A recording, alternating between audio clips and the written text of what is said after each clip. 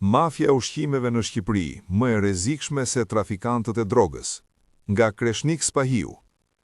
Sot shqiptarët janë viktima të mafjes së ushqimeve. Mafja e ushqimeve fiton më shumë se mafja e drogës. Nëse droga dëmton jetën e 5% të shqiptarëve që e përdorin, ushqimet po dëmtojnë jetën e 100% të popullit. Dikur Shqipëria krenohej me produktet ushqimore për shkak të cilësisë, çmimeve, por edhe shijes së shumë produkteve si frutat, perimet, mishi, bulmeti e tjerë, por kjo i përket të kaluarës dhe ka mbetur një mit. Një biznesmen shqiptar dëshironte të eksportonte mish në Gjermani dhe në BE me iluzionin se Europa nuk ka mish si Shqipëria. Pas 6 muajsh përpjekjesh dhe analizash, autoritetet ushqimore i kthyen përgjigje negative, sepse mishi i viçit, i derit, i qingjit dhe i lopës nuk plotësonin standardet për të shitur në Bashkimin Evropian. E njëjta situatë ka ndodhur edhe një miku tim nga Lushnja, i cili ka tentuar disa herë të eksportojë në Austri domate, speca, patlıxhan dhe kunguj.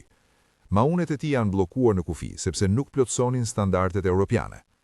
Problemet në të dyja rastet kanë qenë bakterie të rrezikshme, salmonella, E. coli, listeria, pesticide mbi limitet e lejuara, antibiotik ose hormone të ndaluara, metale të rënda mbi kufit e lejuar, mungesa e higjienës, temperatura e pa kontrolluar, kontaminimi, cilësia e ushqimit që kanë konsumuar kafshët, cilësia e ujit, paketimi dhe ruajtja. Shqipëria është e vetmja në Europë që pas vitit 1990 shkatroi Institutin e Farave, ku për dekada funksiononin laborator që merreshin me kontrollin, certifikimin, testimin dhe zhvillimin e farave bujqësore për të garantuar cilësi dhe përputhje me standardet kombëtare dhe ato të BE-s. Në Shqipëri, sot as nuk mund të hash dhe as nuk mund të pish me cilësi. Ndoshta dikush mund të thotë se ushqimet në Shqipëri kanë më shumë shije se në Europë, por kjo nuk do të thotë se një ushqim i shijshëm është i shëndetshëm dhe plotëson standardet e sigurisë ushqimore.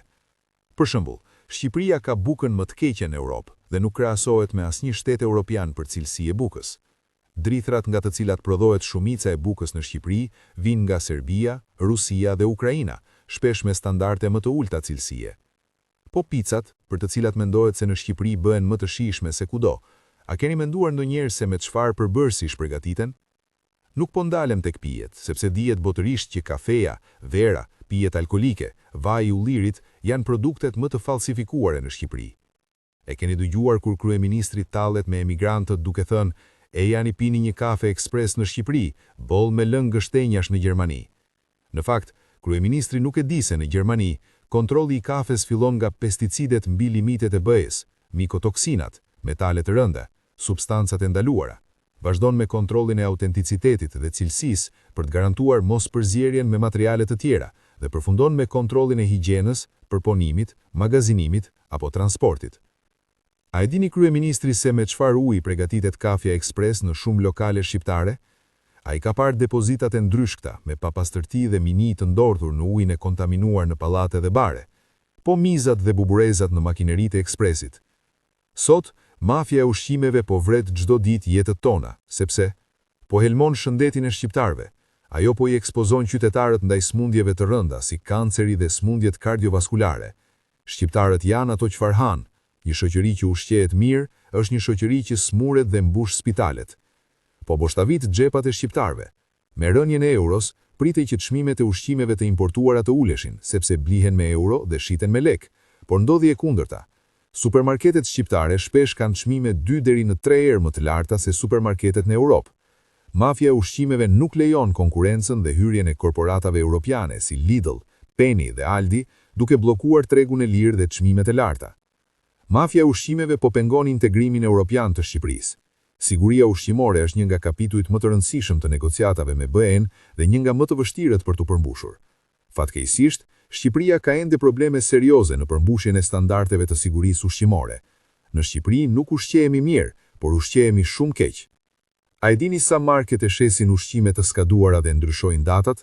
Mafja e ushqimeve po pasurohet me ushqime të skaduara që ju ushqeni fëmijët tuaj. Këtu nuk kam parasysh disa dhjetra bujtina apo sipërmarrës të shkëlqyer shqiptar, por për ditëshmërinë, tavolinat në shtëpi, restorantet dhe baret në çdo cep pallati dhe qeset me ushqime që mbushim çdo ditë në minimarkete. Çuditërisht, burgjet shqiptare janë plot me kriminal, por fatkeqësisht në pranga nuk ndodhet askush nga mafja e ushqimeve. Ata janë më të fortë dhe më të rrezikshëm se mafia e drogës. Madje, ata nuk lejon as mediat shqiptare të flasin për këtë temë. Ata kanë pushtetin ekonomik dhe politik. Mafia shqiptare funksionon me parimin.